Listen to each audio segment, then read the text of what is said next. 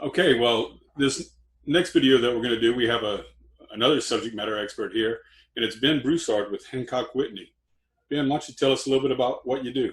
Okay, well, I'm a private banker for Hancock Whitney. I office in the Lafayette area on River Ranch. But I support our clients and communities through North Louisiana all the way down to New Iberia and over into the Lake Charles market. But I work specifically with our wealth management teams in that area. So a lot of lending, deposits, long-term savings, investments, and things like that. It's all part of the scope of what private wealth does. Okay, all right, well, good. So just to kind of put out there that he's definitely a subject matter expert with banking, and in different areas. So Ben, one of the questions we have is people right now need to get a hold of cash. Mm-hmm. And if they're in an area, are there places they can go that are easier? What are any advice you have on? Um, Most banks will have backup power. The ATM being as long as it's a secure area with cameras, as long as those things are working, they'll have an ATM with power. Hancock Whitney, for instance, drove in a mobile banking unit. So with generator power, that mobile banking unit will give our clients and other people in the community access to cash. Most banks will have some sort of information line, whether it's the number on the back of your debit card or an online banking site may have an 800 number for you to call. I would recommend reaching out to one of those numbers for information first. Ask if they will waive non-bank ATM fees. If you use a competitor bank and that ATM charges you a fee, are they going to reimburse that for you? Those are the types of questions that I would ask just to make sure that you know what's the cost or, in some cases, lack of cost for the convenience of getting cash at some place other than your bank. You can even go to grocery stores and do cash back. A lot of people try to avoid that cash back at the register because there is an additional charge for that typically that your bank will have. But a lot of times in crisis situations, banks will have a procedure in place to waive those fees. So it's good to know if that's the case for your bank. But those are probably the questions you'd want to ask first before going and drawing out cash and paying fees that you won't have a chance to get reimbursed. So it's easier in this sense. They can put something on your account that will alert the account not to charge those fees for a certain period of time if you ask for that. And maybe some banks are different than others. Yeah, each institution is really different how their technology allows them to handle situations like that. Okay. In some cases, they may be able to do it proactively. Put a fee waiver for any type of debit card fee. In other cases, they may just say we're going to do it retroactively. Once everything is back to normal, we'll refund X amount of dollars up to a certain amount, or they may just say we're going to refund any non-bank ATM fees or anything, cash advance fees, stuff like that. So each bank's technology is different on how it allows them to handle that type of situation. Okay. So if somebody has a specific question about getting cash or how they can handle that, I guess the cut to it advice would be contact your bank. If you're a customer of Hancock Whitney's, contact them. If your neighbor's a customer of somebody else, don't just take it for granted that whatever they said their bank is doing, your bank is doing. That's correct.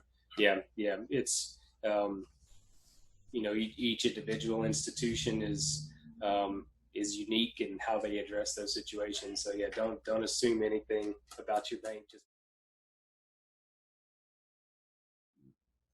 getting money from the insurance company, the process on that. And I know that goes to, for instance, in 2016 when we flooded, our insurance company sent us a check. We were excited and we got to sign it and send it right to our mortgage holder. Mm-hmm.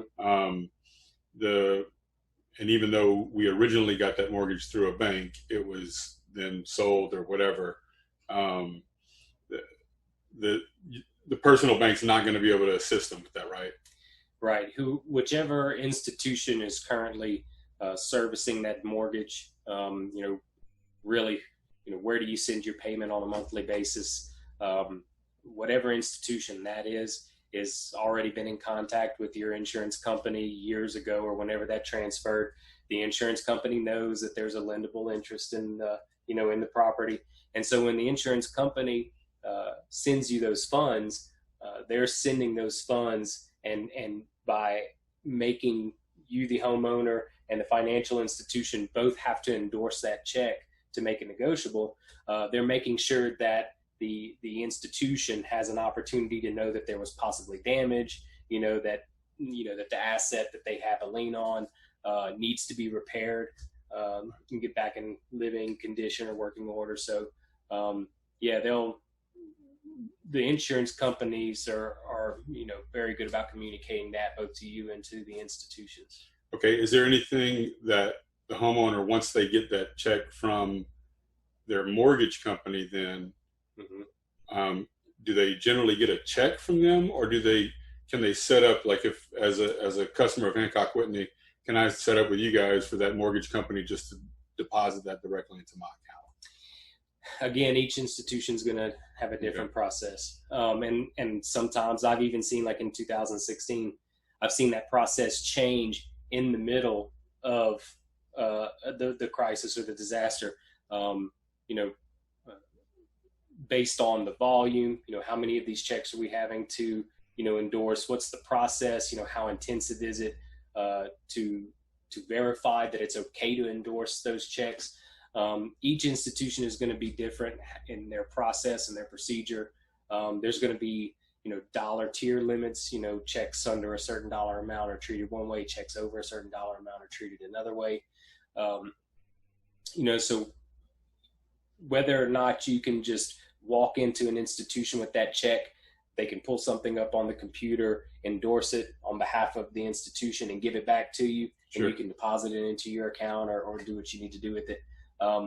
Or they have to mail it off. They have to request additional information, and then they'll send it back to you by mail, or they'll deposit it.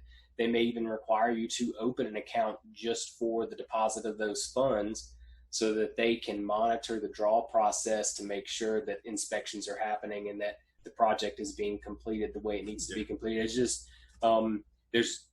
there's no kind of rule of thumb that you can follow when it comes to getting these things endorsed.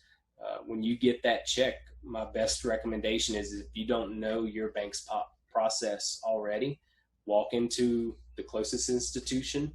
Try to avoid 800 numbers as far as that's concerned, because telephone banking sometimes does not have the same process or application for the same thing that a branch would have or a financial center would have. So if you physically have a check, I would recommend if it's any way possible, walk into a financial institution with that check. Ask them what their process is going to be, and temper expectations, because it may not be a very quick process, and they may ask you to provide supporting documentation depending on the dollar amount of that check. That's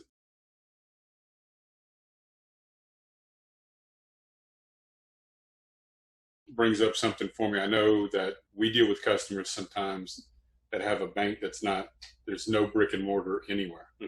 Right. But in a situation like this, if you do get a hold of that, if you don't get it to where, and they come in, would a recommendation for a person like that to go into a bank, I'm going to say local, not necessarily meaning a small bank, just the one that's near them, that's open, and setting up some type of account so that they might be able to cash those checks without having to send them all over the country or doing whatever. Now, they might be able to take pictures and have other options, but I don't know. And that's, with today's technology, maybe that's not as much of an issue as it once was, right? Well, I think it would be a great proactive step, but to avoid, going in and opening an account and think, hey, I'm getting ahead of the game, and then the lender says, well, you're not going to be able to deposit that check into that account, so you have to go and close an account that you maybe put $50 in to open the account with. What I would recommend doing is, if you're waiting on insurance monies to come in, maybe the adjuster's already come out, or you've filed a claim and you're waiting on an adjuster, call the number on the mortgage statement and ask to speak to the insurance department. That's the fastest way to get to where you need to be. Well, that's a great point, because I remember when it's not just any department at the insurance company, it's the insurance, and it's usually there was a claims and a payout, right? So the claims goes through a process of being approved, and once it's approved, they send it to a different department, which was in charge of releasing the monies once they were paid out. But I think all of it goes back to the point of your company, your insurance company, your bank. Be proactive and at least reach out. Is Hancock, Whitney, and they may not be doing it just yet, but it would be general practice for them to, to kind of, looking for the right word, trains, not necessarily just make aware the people, the bankers in Lafayette, the employees, aware that, some customers may be coming in from the Lake Charles offices, and kind of how to help deal with them. Yeah, there's all of the officers that are able to endorse those checks on behalf of the financial institution have been made aware of our current process for handling that, what the dollar amount tiers are for the different ways. Okay. We need to research before endorsing that check. And so, each financial institution, each individual location has somebody there that should be able to endorse that. Now with, in Hancock Whitney's case, we have associates from this area and from Baton Rouge that are in Lake Charles every day, and they're serving meals to the Hancock Whitney associates and family members, also some of our clients. I mean, I think they're serving somewhere around 1,200 meals a day, I think, is what. And they're probably not saying no if somebody just shows up. Exactly. Right? So, but my point is, one of the people from Lafayette that is over there volunteering may be the only person in that location that can endorse that check on behalf of the bank. So there should be someone in every location, but as we support the Lake Charles area, that person may not be in the building at that time. So setting an appointment or calling ahead, again, being proactive. Yeah. Let me call my bank. Let me find out what's the name of the person I need to see when I go in there. Absolutely. Having all of that prepared so that when you get the check, you're not wondering what to do. You're not wasting steps at that point. So that's my biggest advice. Okay. Right now, yeah, it's tough. And so, the more prepared you are, obviously, but there's still a chance to continue to prepare, I think.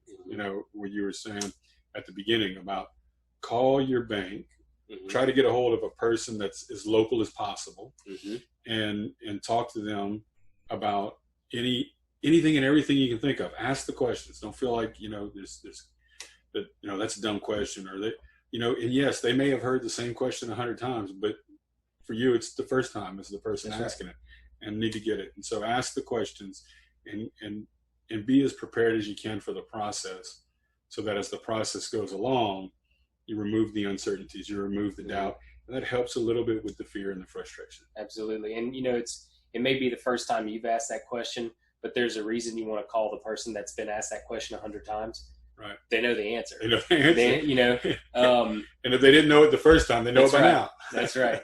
No, and one question I would say doesn't get asked enough, but they should. If you're calling your bank or whoever, your insurance company, before you get off the phone, ask, what other questions should I be asking that I haven't asked yet? Because other people that have called in have asked questions that you may have forgot to ask. Right. Ask that question. They will be happy, if they are in the service industry, they will be happy to offer advice that you forgot to ask. Right. Is there anything you're aware of that apparently I'm not aware of? Right? Have other clients been asking, or have other policyholders been asking questions that I forgot to ask?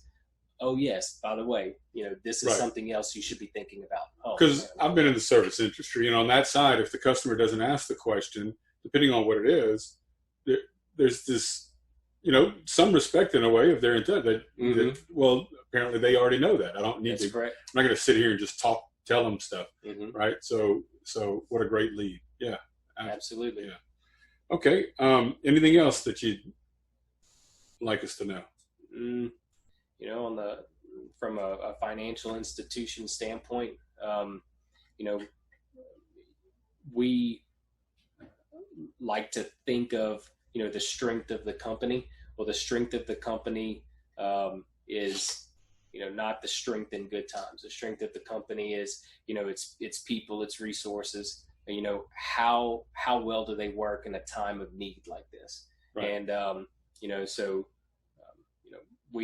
very proud to work for a company that devotes, human and, financial and material resources to any area of the bank's geographical footprint.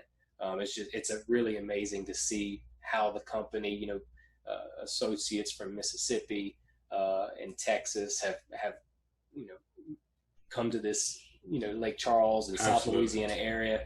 So that's it. Just, stay in touch with your financial institution. Try to have somebody there that on a first name basis and knows you when you call, because this is when you really see the value of those relationships. Okay.